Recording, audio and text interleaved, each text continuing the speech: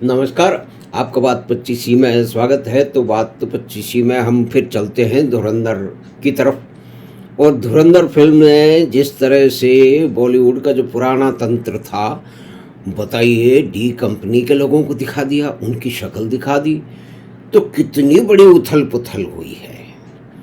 यानी कि जो दाऊद के पैसे से चलने वाले, उसके इन्फ्लुएंस से चलने वाले, उसके नाम लेकर के फ़िल्में बनाने वाले लोग, वो बहुत सारे हैं।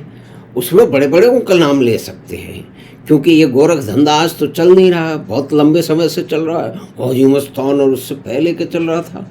और वो हाजी मस्तान का चित्र किसको याद नहीं है कि हाजी मस्तान के चरणों में नतमस्तक हैं भारत के सबसे बड़े फिल्मों के शोमैन राज कपूर।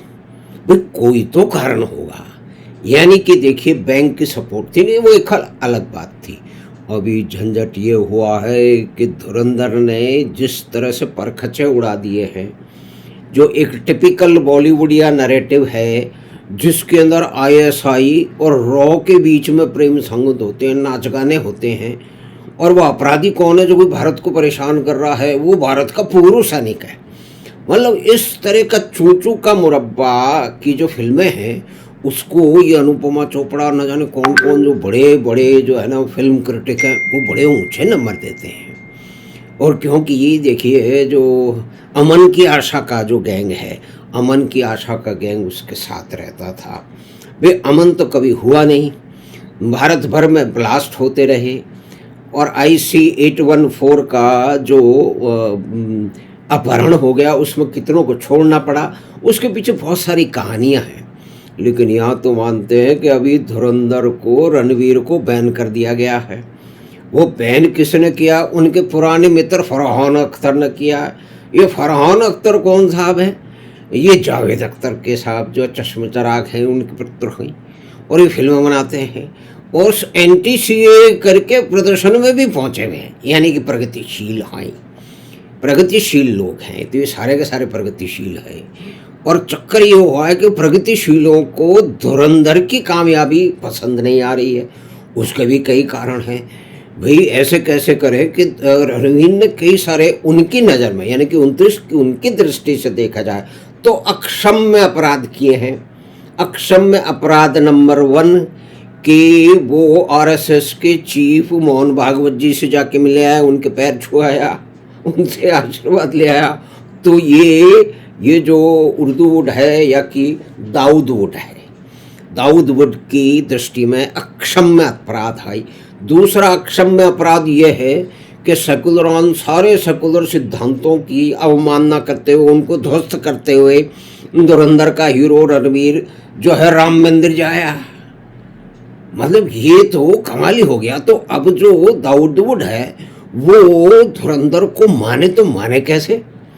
भाई ये सारे के सारे जो लोग हैं, उन्होंने कभी किसी ने धीरे धीरे धीरे धीरे करके कहा है। और ये जो चॉकलेटिया हीरो है अपने, है ना, ऋतिक रोशन, इन्होंने तो कहा था कि फिल्म तो अच्छी है, लेकिन मैं उस नैरेटिव का पार्ट नहीं बनना पड़ूंगा। और भैया कौन सा नैरेटिव, किस तरह का नैरेटिव, क्या बात है। और फिर धुरंधर की तरह से जो पाकिस्तान में दमादम जो भारत में दंगे फसाद करते हुए, बम ब्लास्ट करते हुए, आतंकवादी गिरते हुए, जो आतंकवादी हैं पाकिस्तान में बैठे बड़े बड़े, उनके दोस्त, उनके चमचे, उनके रिश्तेदार लगातार मारे चले जा रहे हैं।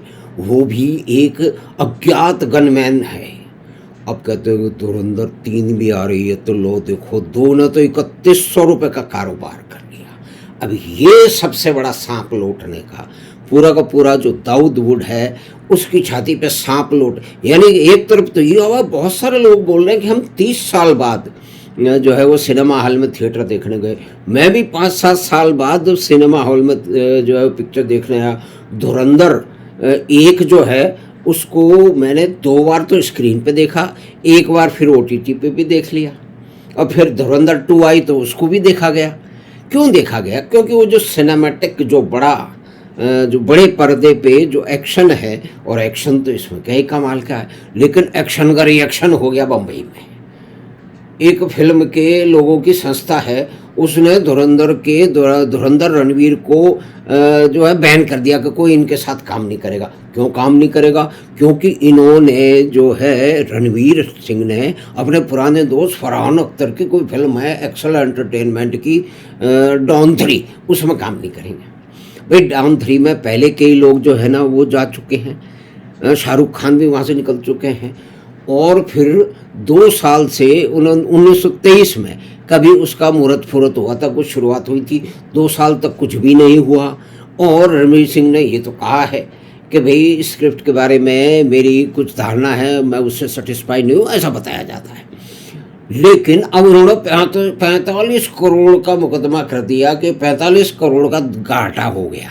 अरे भाई कई लोगों ने, बड़े बड़े फिल्म निर्माताओं ने, एक्टर ने अपनी फिल्में छोड़ दी हैं, कॉन्ट्रैक्ट पे साइन करके छोड़ दी हैं। एक को तो नसीर ने छुड़वा दिया। भाई पंकज कपूर को नसीर साहब ने जो है ना वो 36 हूरें फिल्म छुड़वा दी थी ना। क्यों छुड़वा दी थी? धमकी दे के छुड़वाई। उसने क्या कर लिया? और बहुत सारे पुराने केस हैं जिसके अंदर ऐसा ये हुआ ही हुआ है। अब डॉन जो आई थी 2026 में, पहले अमिताभ बच्चन थे, फिर रिप्लेसमेंट में कौन आ गया? शाहरुख खान आ गया, है ना। और वो कहते हैं कि उसमें कोर ऑफ फ्रिक्शन क्या था कि disrespecting the 70s cinemas milestone. उन्होंने कहा कि मैं इस तरह की बात हुई। फिर शूट आउट हो गया, उसमें विवेक जो है ओबेरॉय थे ओरिजिनल एक्टर, अब जॉन ओब्रायन को ले लिया। ये इनसाइडर पॉलिटिक्स और अनफ्लेयर डिस्प्लेसमेंट इसको कहा गया। फिर हेरा फेरी 3 में अक्षय कुमार जो है वो ओरिजिनल एक्टर थे, रिप्लेसमेंट में कार्तिक आर्यन को ले लिया गया कुछ समय के लिए। तो ये बताया जाता है फ्रेंचाइजीज की हाइकिंग कर ली किसने? नए अभिनेताओं ने। और फिर धूम 3 में शाहरुख खान आ गया। शाहरुख खान को रिप्लेस किसने कर दिया? रणवीर सिंह ने। अब रणवीर सिंह ने कुछ बोल दिया था तो उसकी क्षमा मांगने वो किसी मंदिर के चक्कर काट रहे हैं। और कुल मिला के बात ये है कि ये जो फिल्म बॉडी बनी है, जिसका काम है कि जो फिल्म के लोग हैं वो किसी मुसीबत में आ जाएं तो उनकी सहायता करना। तो इन्होंने क्या सहायता की? विवेक अग्निहोत्री को अपनी फिल्म के लिए स्क्रीन नहीं मिले, इन्होंने कोई सहायता की? नहीं की। R.D. बर्मन, भगवान दादा और बहुत सारे, भारत भूषण, वो अपने अंतिम क्षणों में बहुत ही परेशानी में रहे। मुख्य रूप से जो है वो वित्तीय परेशानियों में रहे, बड़ी बुरी उनके दिन आ गए। इन्होंने क्या कोई उसका कोई सहारा दिया, कोई उनकी मदद की? बिल्कुल नहीं की। तो फिर ये फिल्म बॉडी बनी किस लिए है? भाई कुल मिला के बात ये है कि एक तो तीसरा महापाप जो है रणवीर सिंह ने ये कर दिया कि मोदी जी के साथ में उसने ये बोल दिया कि विरासत भी और विकास भी और विरासत भी। अब तीन जो है ना कुंभी पाक नरक जाने वाले काम कर दिए सेकुलर ब्रिगेड की आने से। सेकुलर ब्रिगेड में कौन कौन है? उसके मठाधीश कई हैं, उसके मठाधीश में जो है वो महेश भट्ट भी हैं और भी कई तरह के लोग हैं। तो उन सब ने ये करके अब ये किया है कि रणवीर सिंह को उस पर चार्ज लगा दिया कि 45 करोड़ रुपए का खर्चा हो गया वहाँ से, आपकी फिल्म आप आए नहीं, आप मना कर रहे हैं तो हम आपसे खर्चा करते हैं, आपने बहुत कमाया है 3100 करोड़ तुम्हारी फिल्म कमा गई, 45 करोड़ दे दो, ऐसा बोला जा रहा है। उन्होंने भी अपनी तरफ से, उनकी लीगल बात है उसमें हम जाना नहीं चाहेंगे। तो ये फिल्म बॉडी जो है, ये फिल्म बॉडी जिन उद्देश्यों के लिए स्थापित की गई थी वो अपना काम कर रही है।